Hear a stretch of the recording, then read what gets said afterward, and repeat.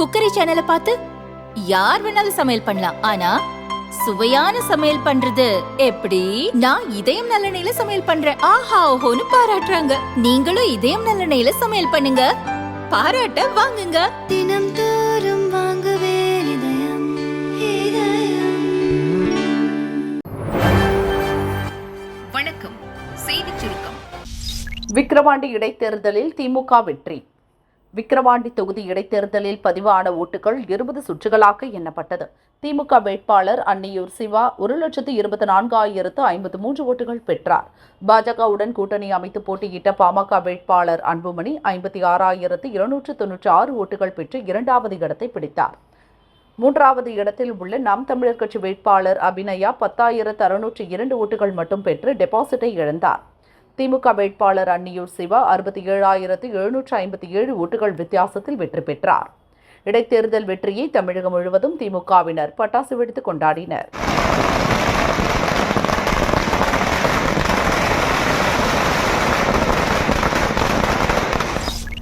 திமுகவை எடை போட்ட விக்கிரவாண்டி வாக்காளர்கள் ஸ்டாலின் நன்றி.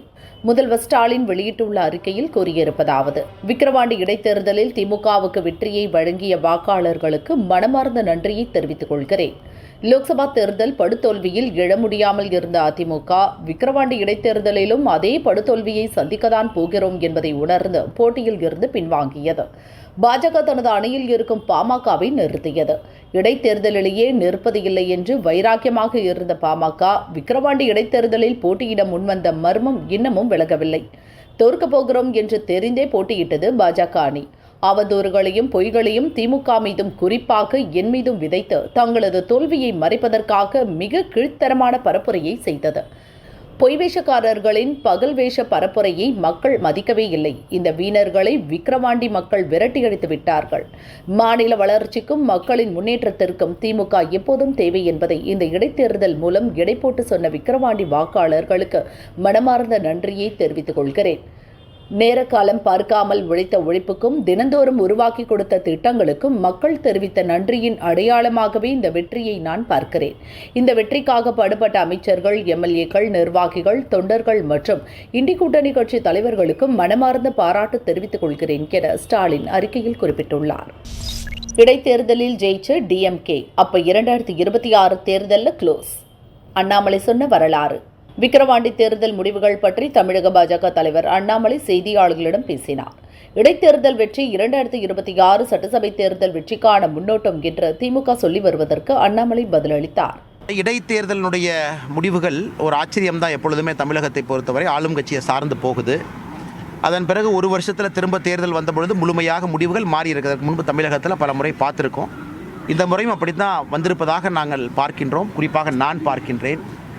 அது குறிப்பாக இடைத்தேர்தலை பொறுத்தவரை நிறைய அமைச்சர்கள் ஒரு இடத்துல எடுத்து வேலை பார்க்குறாங்க, உள்ளே இருக்கிறாங்க. அத்துமீறல்கள், முறைகேடுகள் எல்லாமே இடைத்தேர்தல் இப்போ சர்வசாதாரணமாக போயிட்டுருக்கு. எலெக்ஷன் கமிஷனில் முதலே அப்பீல் பண்ணணும். அது ஈரோடு போல் போகாமல் இன்னும் கொஞ்சம் டைட்டாக அது நடத்தணும் அப்படின்னு நடத்தப்பட வேண்டும் என்று. ஆனால் பல சோதனைகள்லாம் தாண்டி தான் இந்த இடைத்தேர்தல் நடந்திருக்கிறது. ஆனால் இடைத்தேர்தலுடைய முடிவு தான் தமிழக மக்களுடைய மனநிலைமை என்று நினைத்தால் அது தவறு. ஏன்னா இதற்கு முன்பும் அப்படி இருந்ததில்லை, இப்பொழுதும் அப்படி இருக்க போவது கிடையாது. இருந்தும் மக்களுடைய முடிவை நாம் ஏற்றுக்கொள்ள வேண்டும். நாம் என்னதான் நாம் விதண்டாவாதம் பேசுகிறோம், என்னதான் மாற்று கருத்துக்கள் வைத்தாலும் கூட ஒரு தேர்தல் தான். மக்களுடைய வாக்கு என்பது வாக்கு தான். அதை நாம் எடுத்துக்கொள்ள வேண்டும். ஆனால் இதற்கு முன்பு இடைத்தேர்தலை நீங்கள் முன்னோட்டமாக எடுத்தீங்கன்னா பொது தேர்தலில் எப்பொழுதுமே அந்த ஆட்சி தன்னுடைய பலத்தை இழந்திருக்கிறது, ஆட்சி இழந்திருக்குது. ஒருவேளை அமைச்சர்கள் இந்த இடைத்தேர்தல் ஒரு முன்னோட்டமாக எடுத்துட்டாங்கன்னா இதற்கு முன்பு தமிழகத்தில் எப்படி நடந்ததோ அதே போல் இந்த ஆட்சியும் 2026 தன்னுடைய பலத்தை இழக்கும். ஒருவேளை அவங்க இப்படி எடுத்துக்கிட்டாங்கன்னா. ஸோ இடைத்தேர்தலை பொறுத்தவரை ஒரு குறியீடு இல்லை என்பது என்னுடைய கருத்து. ஒருவேளை அமைச்சர்கள் அது குறியீடுன்னு சொன்னாங்கன்னா இதற்கு முன்பு நடந்த இடைத்தேர்தலை எடுத்துக்குவோம்.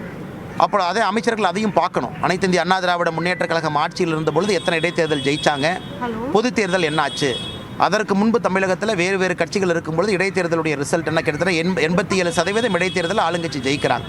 அதனால் இது முன்னோட்டமாக தமிழர்களுடைய அமைச்சர்கள் யாராச்சும் எடுத்துக்கிறாங்க அப்படின்னா 2026 ரிசல்ட் வேறு மாதிரி வரும் அப்படிங்கிறதே அவங்க ஒத்துக்கிறாங்களா? இந்தியா முழுவதும் இதான் ஜென்ரலாக நடக்குது. ஆளுங்கட்சியை சார்ந்து மக்கள் போகிறாங்க. பல விதத்தில் யோசிக்கிறாங்க. 2 ஆண்டு தான் புதுசாக ஒரு எம்எல்ஏவை மாற்றணுமா, ஆளுங்கட்சி எதிர்த்து இன்னொரு எம்எல்ஏவை கொண்டு வரணுமா, நேரமும் காலமும் குறைவாக இருக்குது. அதனால் மக்களுக்கு ஒரு மனநிலைமை இருந்தும் நான் ஏற்கனவே சொன்னது போல் ஒரு தேர்தலினுடைய முடிவுகளை தலைவணங்கி ஏற்றுக்கொள்ள வேண்டும். ஆனால் இதுதான் தமிழகத்தினுடைய மக்களுடைய எண்ணம், அதனுடைய பிரதிபலிப்பு தான் விக்கிரவாண்டியினுடைய இடைத்தேர்தலுடைய முடிவு அப்படிங்கிறதுலேருந்து நான் மாறுபடுறேங்கண்ணா. விக்கிரவாண்டி மக்கள் தப்பு பண்ணிட்டாங்க. விக்கிரவாண்டி இடைத்தேர்தலில் ஜனநாயகத்தை காப்பாற்ற வேண்டும் என்று நாங்கள் நடத்திய போரில் 56,500 வாக்குகளை பாட்டாளி மக்கள் கட்சியின் வேட்பாளராக போட்டியிட்ட சி. அன்புமணி அவர்கள் பெற்றிருக்கிறார். இது எங்களுக்கு கிடைத்த மிகப்பெரிய ஒரு வெற்றியாக நாங்கள் பார்க்கிறோம். காரணம், இந்த இடைத்தேர்தலில் தேர்தல் ஆணையம் என்பது ஒன்று இல்லாமலேயே இந்த தேர்தல் நடைபெற்றது. திராவிட முன்னேற்றக் கழகம் பணத்தை வாரி இறைத்தார்கள். அதன் மூலமாக நாங்கள் வெற்றி பெற முடியாத ஒரு நிலை ஏற்பட்டிருக்கிறது. ஆனாலும் இந்த தொகுதியில் இருக்கக்கூடிய வாக்காளர் பெருமக்கள் ஜனநாயகத்தை காப்பாற்ற வேண்டும் என்றும் பாட்டாளி மக்கள் கட்சியின் மீது நம்பிக்கை வைத்தும் தேசிய ஜனநாயக கூட்டணியிற்கு ஆதரவாகவும் எங்களுடைய வேட்பாளருக்கு 56,500 வாக்குகளை அளித்த வாக்காளர் பெருமக்களுக்கு நாங்கள் நன்றி தெரிவித்துக் கொள்கிறோம். இந்த தேர்தலில் ஒரு தேர்தல் ஆணையம் ஒரு பாடத்தை கற்றுக்கொள்ள வேண்டும். இடைத்தேர்தல் நடத்துவதற்கு அவர்கள் முன்வருகின்ற பொழுது ஆளும் கட்சியை சார்ந்தவர்கள் செய்யக்கூடிய அதிகார அத்துமீறல்கள், தில்லுமுள்ளுகள், அவருடைய பண விநியோகத்தை கட்டுப்படுத்துவதற்கு முழுமையாக தேர்தல் ஆணையம் தோற்று போய்விட்டது. இந்த தேர்தலில் நாங்கள் வெற்றி பெற முடியவில்லை என்று சொன்னாலும் தேர்தல் ஆணையமும் ஜனநாயகமும் விக்கிரவாண்டி தேர்தலில் தோற்று போயிருக்கிறது என்பதுதான் உண்மை. ஏனென்றால் தமிழக மக்களை பொறுத்தவரையில் நிறைய ஒரு ரவுண்டுக்கே தாங்காதவர்கள். ஆனால் திமுக 2வது ரவுண்டு 3வது ரவுண்டு என்று அவர்கள் கொடுத்ததின் காரணமாக அதில் மயங்கி போய் ஒரு தவறான முடிவை இந்த தொகுதியினுடைய வாக்காளர் பெருமக்கள் எடுத்திருக்கிறார்கள். ஆனாலும் இந்த நேரத்தில் நான் விக்கிரவாண்டி தொகுதியினுடைய வாக்காளர் பெருமக்களுக்கு தெரிவித்துக் கொள்வது என்னவென்று சொன்னால், உங்களுக்கு பணம் கொடுத்து வாக்கை பெறுவதற்காக பணம் கொடுத்த திமுகவிற்கு நீங்கள் நன்றி சொல்வதை விட அந்த பணத்தை கொடுப்பதற்கு காரணமாக கடும் போட்டியை ஏற்படுத்தி பணம் கொடுத்தால் மட்டும்தான் வெற்றி பெற முடியும் என்று அந்த நிலையை உருவாக்கிய பாட்டாளி மக்கள் கட்சிக்குத்தான் இந்த தொகுதி மக்கள் நன்றி செலுத்த வேண்டும். என்றால் கொடுக்கிறவனை விட கொடுப்பதற்கு காரணமாக இருந்தவர்கள்தான் போற்றப்பட வேண்டியவர்கள். அந்த விதத்தில் இந்த தேர்தலில் இந்த தொகுதி மக்கள் இன்றைக்கு ஒரு வாக்காளர் 5,000 ரூபாய்க்கு மேலாக திமுகவால் பணம் கொடுக்கப்பட்டு இந்த வெற்றியை அவர்கள் பெற்றிருக்கிறார்கள். ஆனால் ரூபாய் நாங்கள் வாக்காளர்களுக்கு பணம் செலுத்தாமல் ஜனநாயகத்தை மட்டும் நம்பி, எங்கள் கூட்டணி கட்சியை மட்டும் நம்பி, எங்கள் கட்சியினுடைய தொண்டர்களை நம்பி இந்த களத்திலே நாங்கள் நின்றோம். இந்த இடைத்தேர்தல் என்று சொன்னால் அது நிச்சயமாக ஆளும் கட்சி தான் வெற்றி பெறும் என்று எல்லோரும், ஊடகங்கள் உள்ளிட்ட நீங்கள் எல்லோருமே அந்த மனநிலையில் இருக்கின்ற பொழுது அதை மாற்றுவதற்காக நாங்கள் எடுத்த முயற்சி எங்களுக்கு உள்ளபடியே எங்களுக்கு ஒரு மனநிறைவை தருகிறது. ஆனால் அதே வேளையில் தேர்தல் ஆணையம் நடுநிலையோடு நேர்மையாக இந்த தொகுதியில் நடந்து கொண்டிருந்தால் இப்பொழுதும் சொல்லுகிறேன், பாட்டாளி மக்கள் கட்சி தான் வெற்றி பெற்று இருக்கும். விக்கிரவாண்டி மக்களை ஏலம் எடுத்த திமுகவினர், சரி உங்கள் கணக்குப்படி நாங்கள் டெபாசிட் இழந்ததாகவே இருக்கட்டும், இப்போ வெற்றி பெற்றிருக்காருல்ல மதிப்பிற்குரிய அன்னியூர் சிவா அவர்கள், அவங்க கிட்ட போய் கேளுங்க. இந்த மாதிரி பணப்பட்டுவாடா பண்ணி, பரிசு பொருட்களை பட்டுவாடா பண்ணி, குறிப்பாக கஞ்சா பட்டுவாடா பண்ணி நீங்கள் இந்த வெற்றியை வாங்கியிருக்கிறீங்களே, உங்களுக்கு இந்த வெற்றி உண்மையாகவே பெருமைக்குரியதாக இருக்கா, உண்மையாகவே ஏற்றுக்கக்கூடியதாக இருக்கா இந்த மக்களாட்சி நாடுலன்னு நீங்கள் அவரை பார்த்து கேள்வி கேளுங்க. எங்களுக்கு ₹1 நாங்கள் காசு கொடுக்கல, நாங்கள் ஒன்றும் வாக்கை பெற்று இருக்குமே தவிர வாங்கலை. எங்களுடைய ஒரு வாக்குமே விலை மதிப்பற்றது. அப்படின்னும் போது உங்களுடைய பார்வையில் எங்களுக்கு டெபாசிட் இழந்ததாக இருந்தாலுமே கூட எங்களுக்கு இது ஒரு மிகப்பெரிய வெற்றியாக தான் பார்க்குறோம். போன நாடாளுமன்ற தேர்தலில் விக்கிரவாண்டி சட்டமன்ற தொகுதியில் 8,000 சில்லரை தான் வாங்கியிருக்கோம். இப்போ அதை விட 2,000 சில்லரை வாக்குகள் அதிகமாக பெற்றிருக்கோம். ஒரு மாத காலகட்டத்தில் இப்படிப்பட்ட ஒரு பணநாயகத்துக்கு மத்தியில் நாங்கள் வாங்கியிருக்கிறது எங்களுக்கு பெருமையாக தான் இருக்குது. அதை நாங்கள் தோல்வியாகவே பார்க்கல. இப்படி அதாவது சுருக்கமாக சொல்லப்போனால் ஒரு மக்களாட்சி தத்துவத்திலிருந்தே இந்த நாடு வெளியேறிடுச்சு. அதுக்கு ஒரு சான்று தான் இந்த விக்கிரவாண்டி இடைத்தேர்தல். எந்த அளவுக்கு நீங்கள் வந்து ஒரு ஒரு ஒரு கீழ்நிலையான செயல்கள்லாம் செய்ய முடியுன்றதை இந்த தேர்தலை நீங்கள் பார்த்துக்கலாம். வீதிக்கு வீதி, தெருவுக்கு தெரு டென்ட்டு போட்டு அங்கே மக்களை அடைச்சி வச்சு மற்ற கட்சிகளை வந்து வாக்கு சேகரிக்க விடாமல் பண்ணது, கஞ்சா பட்டுவாடா பண்ணது, இளைஞர்கள் மத்தியில் காணை பகுதியில் கஞ்சா பட்டுவாடா பண்ணது, பரிசு பொருட்கள் லட்டுல மூக்குத்திக்கு மறைச்சி கொடுத்தது, இதெல்லாம் வந்து ஒரு ஒரு ஒரு கேவலமாக தான் நாங்கள் பார்க்குறோம். இதுக்கெல்லாம் வந்து ஒரு தடவை கூட தேர்தல் ஆணையம்னு சொல்லிக்கக்கூடிய ஒரு அமைப்பு ஒரு ஆக்ஷனுமே எடுக்கலை. நாங்கள் எத்தனையோ தடவை சொல்லி பார்த்துட்டோம், இதெல்லாம் நடக்குது, இதெல்லாம் வந்து வெளிப்படையாகவே பண்ணுறாங்கன்னா, ஆனால் ஒரு தடவை கூட அவங்க நடவடிக்கை எடுத்ததா எங்களுக்கு தெரியல. அதிகாரம் ரொம்ப வலிமையாக இருக்குன்றது தான் இதை காட்டுது. ஆளுங்கட்சிக்கு சாதகமாக தான் அவங்க முழுக்க முழுக்க செயல்பட்டாங்க. ஒரு ஜனநாயக முறைப்படியே இந்த தேர்தல் நடக்கலை. இது தேர்தலே இல்லையே, இது தேர்தலே கிடையாது. ஏலம் எடுத்திருக்காங்க. சுற்றுலே வந்து அவங்க முடிச்சுட்டு ஒரு தரம் 2 தரம் விக்கிரவாண்டி 3 தரம் திமுகவுக்கு கையளிக்கப்பட்டதுன்னு சொல்லி முடிச்சிட்ருக்கலாம். எதுக்கு இத்தனை மக்களை கஷ்டப்படுத்திக்கிட்டு எங்களை மாதிரி ஒரு கூட்டத்தை வருத்தப்பட வச்சுக்கிட்டு மக்களை ஏமாற்றிக்கிட்டு இது ஒரு தேர்தல் தான் வெளிப்படையாக காட்டிக்கிட்டு இத்தனை ஆயிரம் காவலர்கள் எங்கள் பின்னாடி வர தேவையில்லாமல் அலைஞ்சிக்கிட்டு எங்களுக்கு பாதுகாப்பு கொடுத்துக்கிட்டு காசு தான் செலவு. இதுக்கப்புறம் நாங்கள் என்ன சொல்கிறோன்னா, என்னுடைய அண்ணனும் அதை தான் சொல்வார், சீமான் அண்ணனும் அதை தான் சொல்வார். இதுக்கப்புறம் ஏதாவது ஒரு இடைத்தேர்தல் வருதா, ஏலம் எடுத்துகிட்டு போயிடுங்க. வெளிப்படையாகவே தெரியுது. நான் இப்போ மீடியாவாலையும் ஒன்றும் பண்ண முடியல, தேர்தல் ஆணையத்தாலையும் ஒன்றும் பண்ண முடியல, எதிர்கட்சினாலையும் ஒன்றும் பண்ண முடியல. அதுக்கு தான் அவங்க பின்வாங்கிட்டாங்களும் கூட. இப்போ எதாலையுமே ஒன்றும் பண்ண முடியல. என்ன தான் பண்ணுறது? எதுக்கு இந்த தேர்தல்? அதனால் இது வந்து எங்களுடைய தோல்வியெல்லாம் நாங்கள் பார்க்கல, இது மக்களுடைய தோல்வி தான். பணநாயகத்தினுடைய வெற்றி, ஜனநாயகத்தினுடைய மரணம். 7 மாநில இடைத்தேர்தல், இண்டி கூட்டணி அபாரம், பாஜக அணிக்கு அதிர்ச்சி. 7 மாநிலங்களில் உள்ள 13 சட்டசபை தொகுதிகளுக்கான இடைத்தேர்தல் கடந்த 10ஆம் தேதி நடந்தது. இதில் பதிவான ஓட்டுகள் இன்று எண்ணப்பட்டு முடிவுகள் வெளியாகி வருகின்றன. தமிழகத்தின் விக்கிரவாண்டியில் திமுக வேட்பாளர் அன்னியூர் சிவா வெற்றி உறுதியாகியுள்ளது.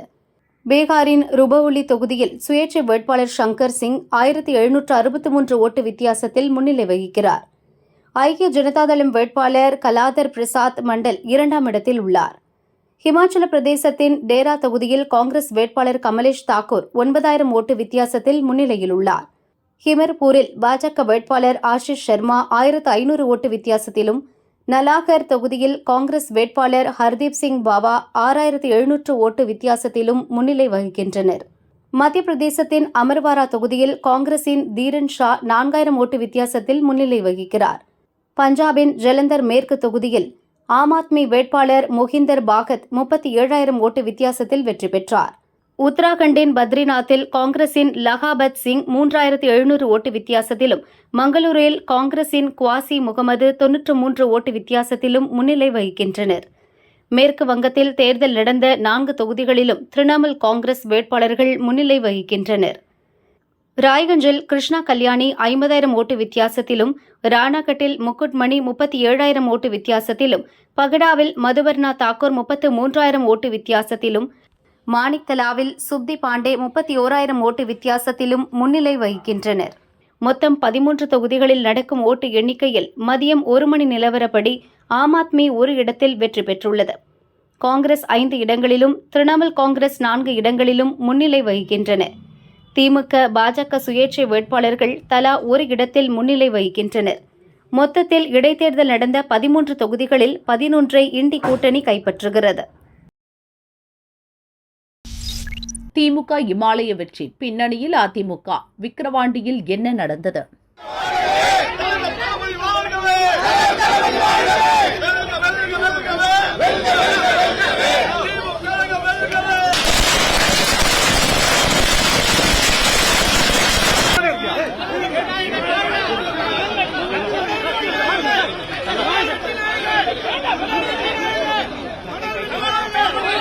விக்கிரவாண்டி இடைத்தேர்தலில் திமுக வெற்றி பெற்றுள்ளது. அக்கட்சி வேட்பாளர் அன்னியூர் சிவா 1.24 லட்சம் ஓட்டு பெற்றார்.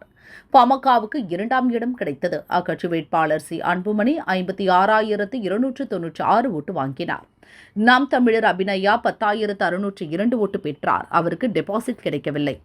திமுக பாமக இடையே உள்ள ஓட்டு வித்தியாசம் பாமக வாங்கிய ஓட்டை விட அதிகம். அதாவது வித்தியாசம் 67,000 தாண்டிவிட்டது. விக்கிரவாண்டி தேர்தல் வரலாற்றில் இவ்வளவு பெரிய ஓட்டு வித்தியாசத்தில் ஒரு கட்சி ஜெயிப்பது இதுவே முதல் முறை. இதற்கு முன்பு 2019 இடைத்தேர்தலில் திமுகவை வீழ்த்தி அதிமுக வென்றதுதான் பெரிய வெற்றியாக இருந்தது. அப்போது கூட ஓட்டு வித்தியாசம் 45,000 தான். இவ்வளவு பெரிய வெற்றிக்கு என்ன காரணம்? இந்தியாவை உலுக்கிய கள்ளக்குறிச்சி கள்ளசாராய மரணங்கள், அதிர வைத்த ஆம்ஸ்ட்ராங் கொலை சம்பவம் என அடுத்தடுத்த அரசுக்கு எதிராக எழுந்த அதிருப்திக்கு இடையே இப்படியொரு அசாத்திய வெற்றி எப்படி சாத்தியம்? சரி, இடைத்தேர்தல் என்றாலே ஆளுங்கட்சிதானே வெல்லும் என்ற எதிர்க்கட்சிகளின் சப்பக்கட்டை ஏற்கலாம் என்றால் இவ்வளவு பெரிய ஓட்டு வித்தியாசம் எப்படி வந்தது? இப்படி அடுக்கடுக்காக பல கேள்விகள் எழலாம். எல்லா கேள்விகளுக்கும் ஒற்றை விடைதான், அது அதிமுக எடுத்த முடிவு. தேர்தலை புறக்கணிப்பதாக அந்த கட்சி அறிவித்ததுதான் திமுகவுக்கு இவ்வளவு பெரிய வெற்றியை பரிசளித்து விட்டது என்கிறது புள்ளி விபரம்.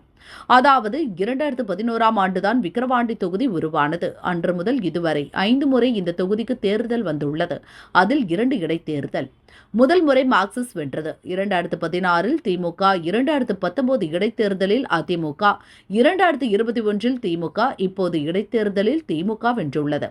திமுக 3 முறை வென்றிருந்தாலும் கூட இந்த தொகுதி அதிமுகவுக்கும் பாமகவுக்கும் செல்வாக்கான தொகுதிதான்.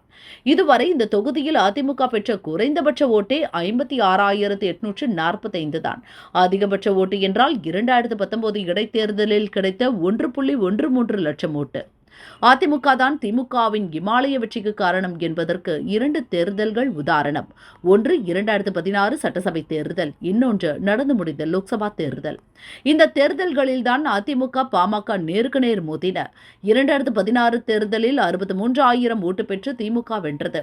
அதிமுக 56,000, பாமக 41,000 ஓட்டு வாங்கின. பாமக கடும் போட்டி தந்தது. அடுத்து சமீபத்தில் முடிந்த லோக்சபா தேர்தல் கணக்கு. விழுப்புரம் லோக்சபா தொகுதியில் வரும் விக்கிரவாண்டி சட்டசபை தொகுதியில் அதிமுகவுக்கு இந்த முறை 65,365 ஓட்டு விழுந்தது. பாமகவுக்கு 32,198 ஓட்டு கிடைத்தது.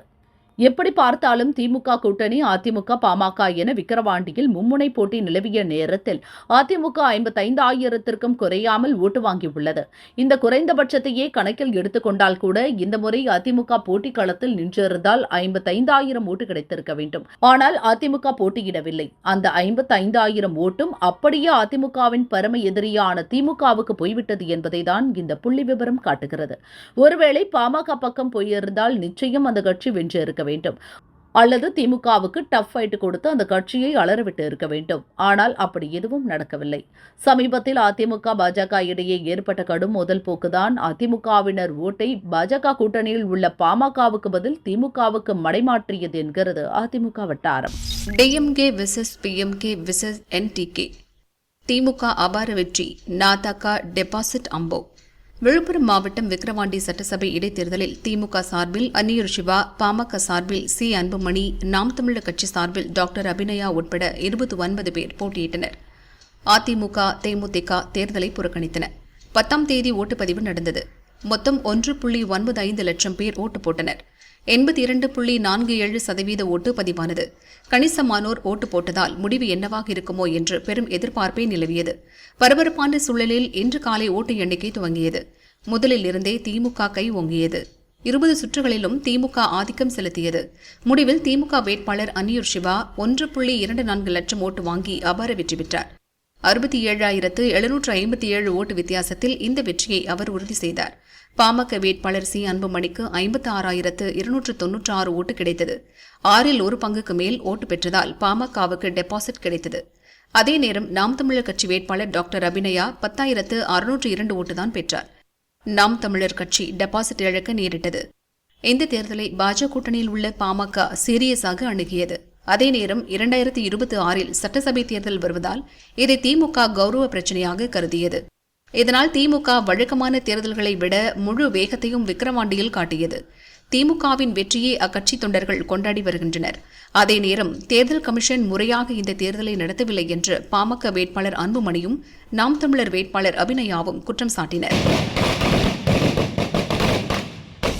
வறுமை ஒழிப்பில் தமிழகம் முதலிடம். நிதி ஆயோக் வெளியிட்டுள்ள அறிக்கையில் கூறியிருப்பதாவது: 2023-24 ஆண்டுக்கான நிலையான வளர்ச்சி இலக்குகள் குறியீட்டில் 78 புள்ளிகளுடன் தமிழகம் 3ஆம் இடத்தில் உள்ளது. வறுமை ஒழிப்பில் 97 புள்ளிகளுடன் தமிழகம் முதலிடம் பிடித்துள்ளது. காலநிலை மாற்றத்தை எதிர்கொள்ளும் நடவடிக்கைகளில் 81 புள்ளிகளுடன் தமிழகம் 2ஆம் இடத்தை பிடித்துள்ளது. தரமான கல்வி இலக்கில் 76 புள்ளிகளுடன் தமிழகம் 4ஆம் இடத்தில் உள்ளதாக அறிக்கையில் கூறப்பட்டுள்ளது.